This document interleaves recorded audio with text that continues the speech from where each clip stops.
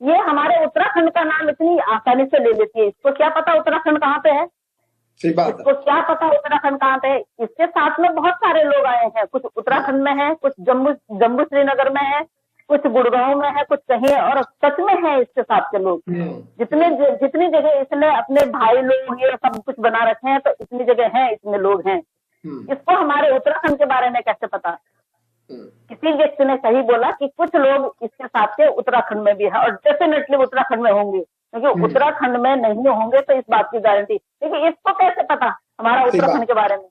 इसको क्या पता कि उत्तराखंड कहाँ पे है? इसको क्या पता कि उत्तराखंड में कौन से लोग रहते हैं? इसने एक वीडियो में अभी काफी टाइम पहले की बात है, उत्तराखंड का जिक्र भी किया है। इसको क्या पता है कि उत्तराखंड कहाँ पे है और उत्तराखंड में क्या होता है? तो ये पहले जो रेकी करके गई है ना, उस टाइम पे ये हिंदुस्तान के बारे में चप्पा चप्पा के बारे में छान के गई है और हर चीज देख के गई है। और इसको ये जो मनाती है ना, ये जो भी चीज बर्थडे मनाना या कोई चीज सेलिब्रेट करना, ये हमेशा तब करती है जब हमारे यहाँ पे कोई नुकसान होता है। सही बात। हमेशा यहाँ पे कोई इंसिडेंट होता है, हमको इसकी पार्टी मनाई जाती है। हमारे यहाँ पे योगी जी वहां से हारे हैं, देखिए कितना नाच नाचा इसने।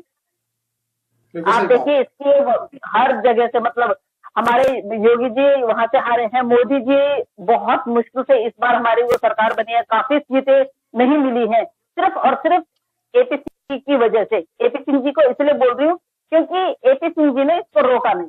आपको पता ही है, जैसे वहां पे तो श्रीफंड में जो वो केस 3 मंजिला केस जो आया था, मुझे लग रहा है श्रीफंड में दिया होगा दुकान वाले ने, ये चली गई होगी। इसने बोला होगा मैं 3 मैनेजर हो, उसने बोला होगा भैया 1 मंजिल का नहीं, आप हमारी तरफ से 3 मंजिल का ले जाइए, खाइए पिए और उसके बाद जहां मर्जी खपेड़िए।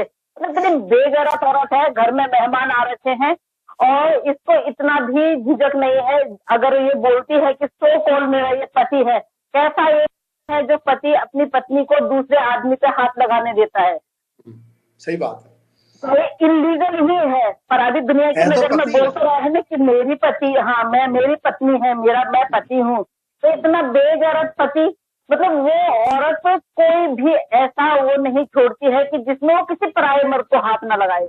एक व्यक्ति था वहां पे, उस व्यक्ति को मैंने बोला ना कि यूं करके उसके कपड़ों को वो करना, उससे वो छींटे मारना।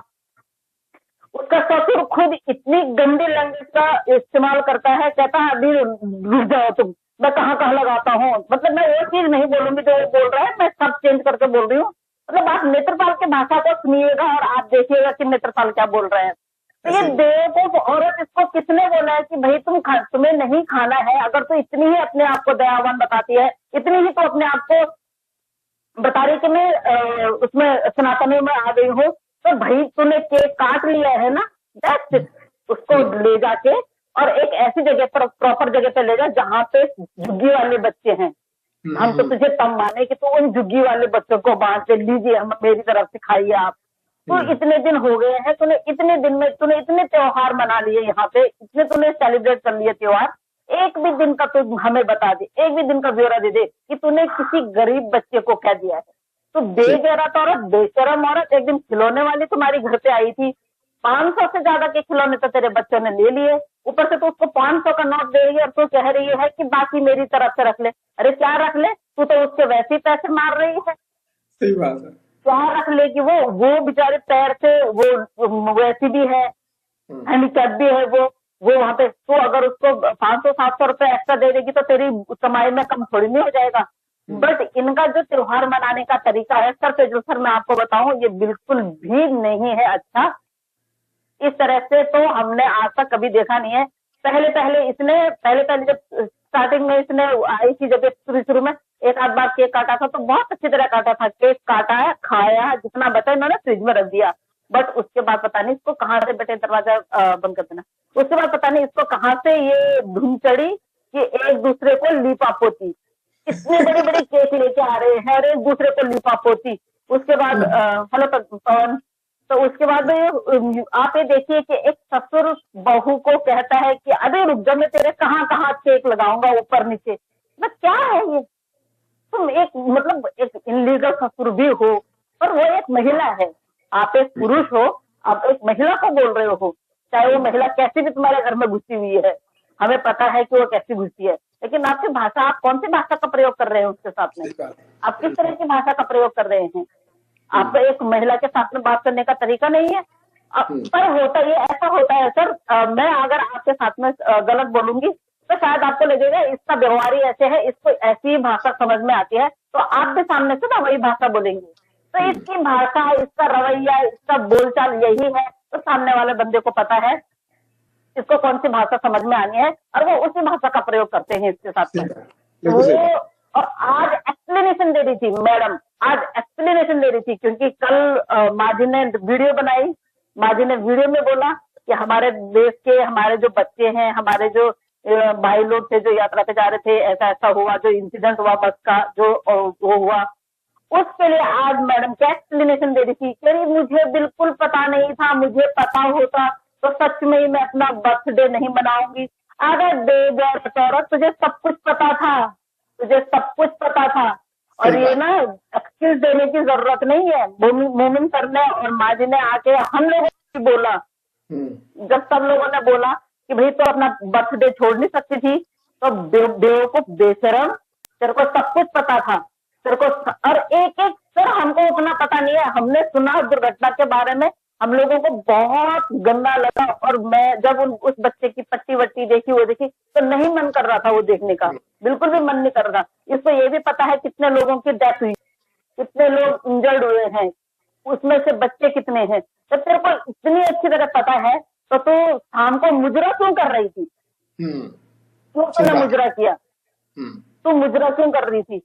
तूने बर्थडे मनाना था, चलो ठीक है, अगर तूने केक का पहले ऑर्डर दे दिया था, तुझे नहीं पता था, तो अपना आराम से वो केक काटती, केक को साइड में। तेरे को इतना दिखावा करने की क्या जरूरत थी? तू देख रही है कि कैमरे कहाँ कहाँ लगे हुए हैं, जहाँ पे तुम्हारा लड़का है समर सिवर लगा हुआ है, तो वहां नाच रही है, तो वहां से दिखा रही है कि देखो भाई मुजरा, सबको अलग अलग आने की जरूरत नहीं है, सब एक साथ में देखो ऊपर से। तो इस तरह की बेहयाई कर रही है।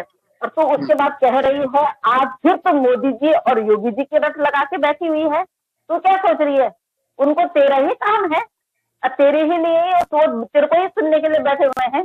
भाई उनके पास बहुत सारे काम है। अभी अभी हमारे प्रधानमंत्री जी तीसरी बार प्रधानमंत्री की शपथ लिया उन्होंने, उनके पास बहुत सारे काम है, और तेरा काम जो है उन्होंने सौंपा हुआ है। तो ये मत सोच कि उन्होंने तुझे अगर यहाँ पे शरण दी है ना, वो भूल गए हैं। कुछ नहीं भूले हैं। हमें अपने इदारों पे, अपने सभी कर्मचारियों पे और अपनी एजेंसी पे, अपने भारत के कानून पे भरोसा है भाई। तुझे अगर उन्होंने छूट दी है ना, तो एक गलती का वो तेरा ना एक गलती का इंतजार कर रहे हैं। और मुझे लगता है कि जो कल इंसिडेंट हुआ है, इसके पीछे भी तेरा हाथ है 100%। तो मैं अभी भी बोल रही, मैंने कल भी बोला है, ये हम दोनों मुल्कों के लिए खतरा है ये औरत।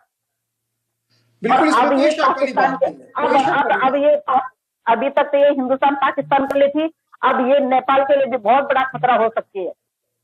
जब तक ये पकड़ी नहीं जाती है, मोमिन सर ने जिस तरह से बोला है उस तरह से अगर इसने वहां पे नेपाल में बता दिया ना, तो कुछ भी हो सकता है। तो हम ये पाकिस्तान की पुलिस से, पाकिस्तान की सरकार से, या वहाँ के जो भी वो है लीडर हैं, उनसे ये रिक्वेस्ट करते हैं कि जो कार्रवाई करनी है आपने जल्दी से कीजिए, क्योंकि ये औरत बहुत खतरनाक है। इसके कहाँ इसके सच में मैं मतलब मैंने किसी को सुना है, पर मेरे को तब ये समझ में नहीं आया था। लेकिन जब मैंने वो लाइव खत्म हो गई थी, वो लाइव खत्म होने के बाद जब मैंने मनन किया, तो वाकई में जब आचार संहिता लगी हुई थी, तो आचार संहिता में कोई प्रचार प्रसार नहीं होता है। उस टाइम पे फाइन पड़ता है। अगर किसी ने नाम भी ले लिया या किसी ने प्रचार प्रसार कर लिया, तो उस टाइम पे फाइन पड़ता है। इसके हिस्से का फाइन कहाँ गया? अब एपी सिंह जी क्यों नहीं बोल रहे हैं कि तूने भाई आचार संहिता लगी हुई, आचार संहिता जब लगी हुई होती है तो उस टाइम पे कोई प्रचार प्रसार नहीं होता है, तूने ऑनलाइन प्रचार प्रसार कैसे कर लिया? और हमारे वोट कटने का, हमारे योगी जी और मोदी जी को इतने कम वोट मिलने का, और योगी जी का जो इसने वहां से टुकड़ा साफ करवाया ना, ये पूरा क्रेडिट जाता है इस औरत को। बिल्कुल सही बात, ये पूरा क्रेडिट जाता है इसको। ये यही करने आई थी। और अगर एपी सिंह जी इतने ही अगर शांतनी थे और इतने ही अगर योगी जी के वो थे, तो उनको उस दिन मिठाई बांटने की क्या जरूरत थी? लोगों ने अभी तक नहीं बांटी, क्योंकि अभी मोदी जी ने शपथ ग्रहण कर लिया।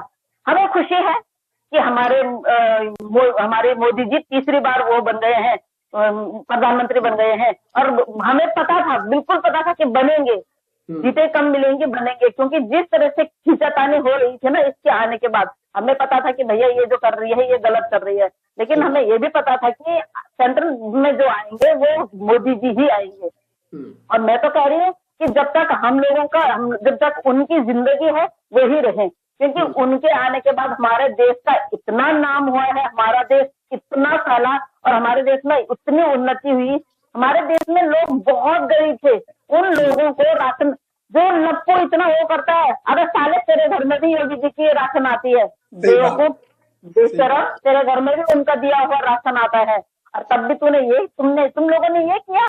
तू वोट देने जाता है तो वहां से वीडियो बना के आता है, तेरे लिए जो FIR करनी थी क्यों नहीं की तेरे भाई ने। तेरा भाई कहता है ना यूट्यूबरों ने वोटिंग के टाइम पे ये किया वो किया, जो कि हम लोगों ने साइलेंटली काम किया। अभी मेरे सामने आए ना ये सिंह जी, मेरे सामने आके हमारे सामने आके बोले, और जिस तरह से आपकी बहन वो ये प्रोग्राम करती है, कुछ भी करती है, तो आप ये लगा लीजिए कि इसके या तो अगले दिन कुछ होने वाला है या पहले दिन कुछ हो गया है, ये सेलिब्रेशन करती है। और इतनी बेगैरत औरत है, इसको कोई भी कुछ भी बोल के चला जाता है, इसको शर्म नहीं आती है। वो एक आदमी को बोलती है मेरे लिए क्या लेके आए हो, एक आदमी कुछ थैले पे कुछ व्हाइट सा कुछ लेके आया है, वो उसको पकड़ाता है। एक आदमी कितनी गंदी भाषा का प्रयोग करता है इसको, वो मैं नहीं बोल सकती हूँ। तो इसको शर्म ही नहीं आती है, इसको आदत पड़ी हुई है। हमारे जैसे के साथ में कोई बोल के देखे 32 क्या, उससे 64 गिर जाएंगे, 64।